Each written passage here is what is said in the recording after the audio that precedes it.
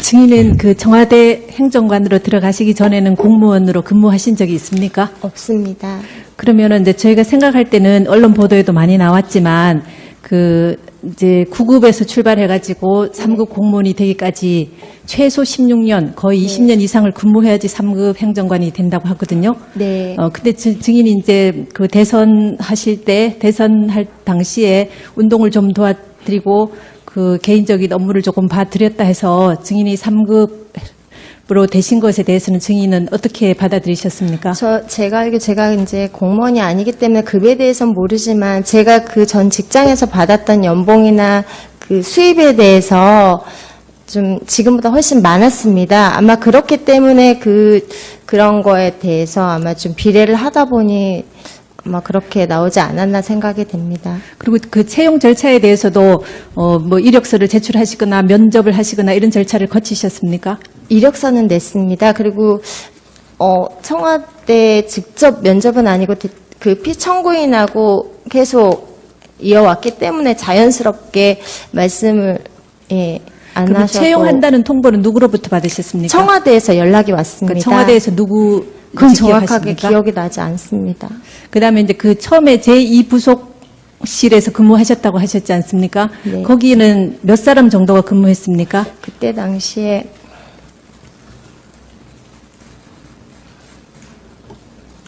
이영선 씨는 아까 계셨다고 그러셨고요. 네,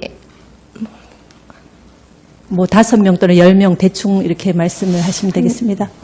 6명 정도로 기억하고 있습니다. 그러면 이제 그 청와대에서 당시에 밝히기를 제2부속실의 업무는 그 소외계층의 민원 업무다 이렇게 밝히신 것 같거든요. 언론 보도를 네. 보면은요. 네. 그 중에 이제 뭐 다른 분의 업무는 증인이 아까부터 계속 모른다고 말씀을 하셨지만 네. 그래도 대충 뭐 자기가 속한 부서의 공무원은 당연히 어떤 업무를 하고 있다는 거는 기본적으로 아는 거거든요. 예. 그러면 그 소외계층의 민원 업무를 한다는 그런 부서들 사람들도 있었습니까? 있었습니다. 그 초에는 저도 했습니다. 같이 했습니다.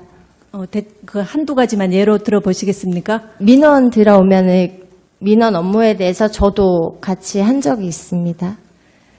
그리고 이제 아까 옷 대금을 증인이 봉투에 받아서 직접 갖다 주셨다 하셨지 않습니까? 네. 저희가 이제 이렇게 저도 비서가 계시지만 네. 통상의 절차랑 약간 다른 것 같아서 좀 네. 의문이 나는데요. 보통은 그 비서분께서 의상실에서 연락이 와서 옷값이 얼마인데 이걸 주십시오. 이렇게 절차가 돼야 되는데 네. 그거는 그러면 대통령께서 피청구인께서 의상 대금을 그럼 누군가로부터 전해 들으셨다는 거 아닙니까? 옷값을. 아니요, 제가 그렇게 전달 받지는 않았고요. 그러니까 증인이 저한테 전달을 주시고, 그러니까 직접- 상식적으로 네. 누군가가 그러니까 피청구인께 옷값이 얼마입니다라는 얘기를 들으셨습니까? 증인한테 이걸 갖다 주라 이렇게 했을 거 아닙니까? 그럼 증인 외에 그런 전달을 할 역할을 할 사람이 있습니까? 증인의 생각에는? 그거는 제가 모르겠습니다. 그러니까 통상의 그 절차랑 많이 다른 것 같거든요. 그 수행 비서나 개인적인 업무를 주로 보셨다고 하니까 네. 보통 또 의상 업무를 주로 보셨다 하셨지 않습니까? 그러면 의상 대금을 증인이 받으셔가지고 얼마인지 연락을 받으셔서 금액을 돈을 받아서 받지는 않았고요.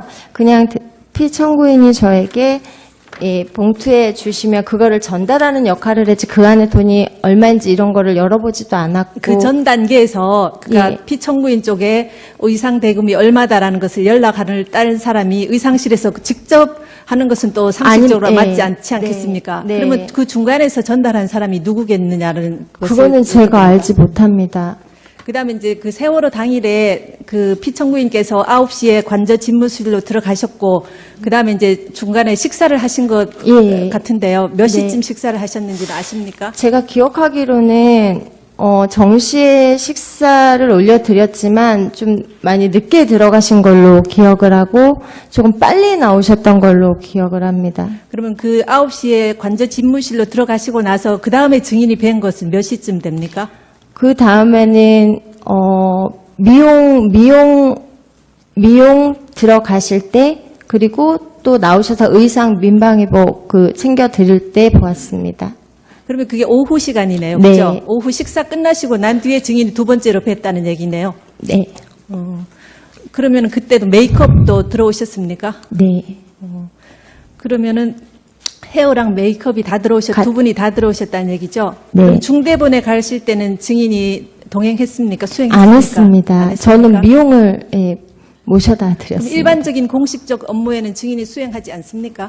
예, 공식 업무에는 수행을 하지 않습니다. 처음에는 수행을 했었는데 그때 그러니까 제가 공식 일정을 수행을 했었다가 어느 순간에 하지 않았는데요. 그때에는 제가 수행을 할 때였는지 안 할 때였는지 모르겠지만 상황이 제가 미용을 모셔다 드려야 되는 상황이었기 때문에 중대본에 따라가지 않았습니다.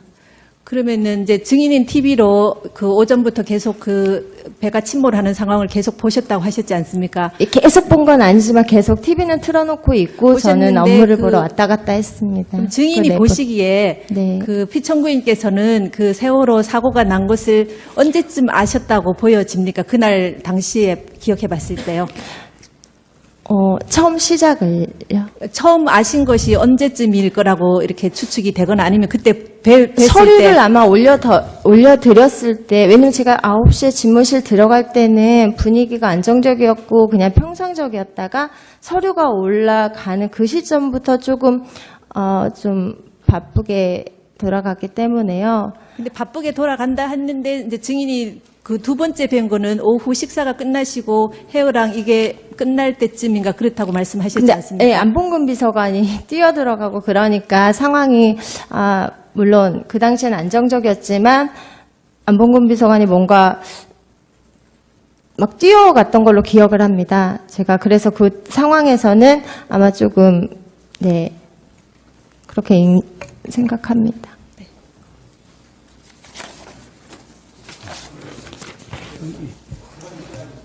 네, 잠깐만. 제가 몇 가지 여쭤보겠습니다.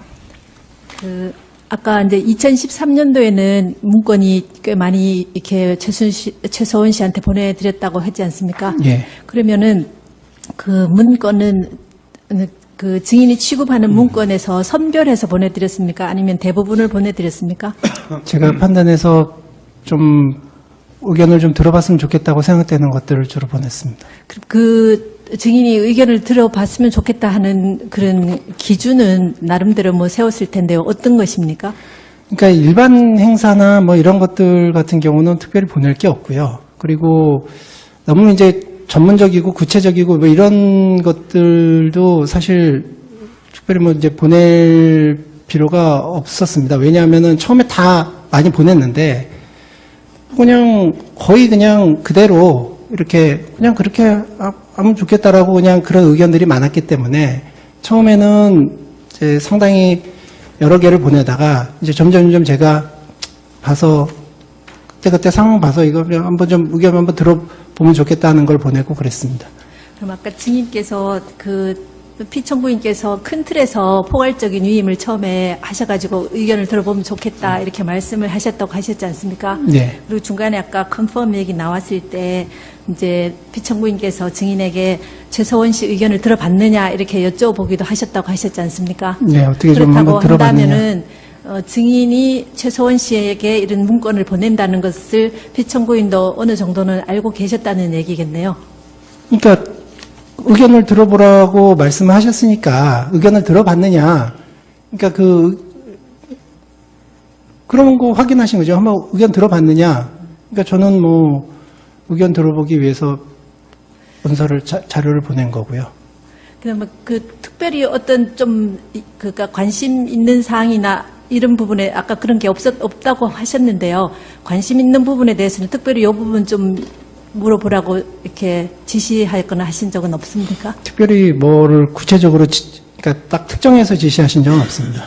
그다음에 보면은 아까 인선안이라든지 뭐 이런 데 보면은 개인 정보도 많이 있고 그렇지 않습니까? 범죄 경력 뭐 이런 것도 있고요. 예. 그 민감한 개인 정보도 있고요. 그다음에 아까 증인이 말씀하시기를 이 문건이 나가면 안 된다는 것을 안다 이렇게 말씀하셨지 않습니까? 그러니까 아까 네. 대리인들께서 신문하실 때요. 그러니까 문건이 나가면 안 된다는 것을 증인이 아시면서도 이거를 최서원 씨한테 이렇게 보낸 거는 최서원 씨의 의견을 듣는 것이 그렇게 중요하게 생각이 되어진 건가요? 그러니까 아까도 말씀드렸지만 최소원 씨는 없는 사람입니다. 그러니까 거기서 문건이 유출되거나 뭐 이렇게 밖으로 이렇게 한다는 것은 솔직히 말씀드려서 상상을 못했고요. 그러니까 아무튼 대선 때부터 우리가 이제 쭉 문서 작업하고 뭐 이렇게 할 때 같이 그런 부분들에 대해서 의견 듣고 서로 상의하고 그랬기 때문에 이제 뭐 취임 이후에도 그 연장선상에서 그렇게 한 것이고, 이게 그러니까 일반적으로 청와대 내 문건이 외부로 유출 이제 되면 안 되죠. 근데 이제 이 경우는 특별히 이제 그렇게 생각을 하지 않았습니다.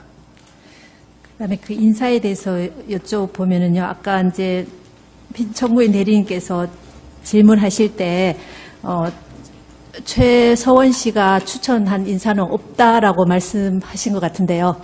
그 추천한 뭐 사람은 그 없다라고 얘기한 적 차은택 없습니다. 씨나 뭐 등등등 여러 분 말씀하셨는데, 그럼 있습니까? 최서원 씨가 추천하신 그 뭐 장차관이나 중요한 자리에. 그러니까 제가 임명진 지금 중에. 그 이번에 보도를 보니까 차은택이 자기가 김종덕 장관하고 김상률 수석을 추천했다고 본인이 이렇게 진술을 하고, 그런 걸 보니까 아 그런가 보다라고 하는 거지, 구체적으로 뭐 저도 당시에는 모르셨다는 예, 얘기네요. 예. 그러면은 이제 최서원 씨가 지난번에 증언을 하시기를 그 차은택 씨하고 김종 씨의 이력서를 증인에게 갖다 줬다거든요.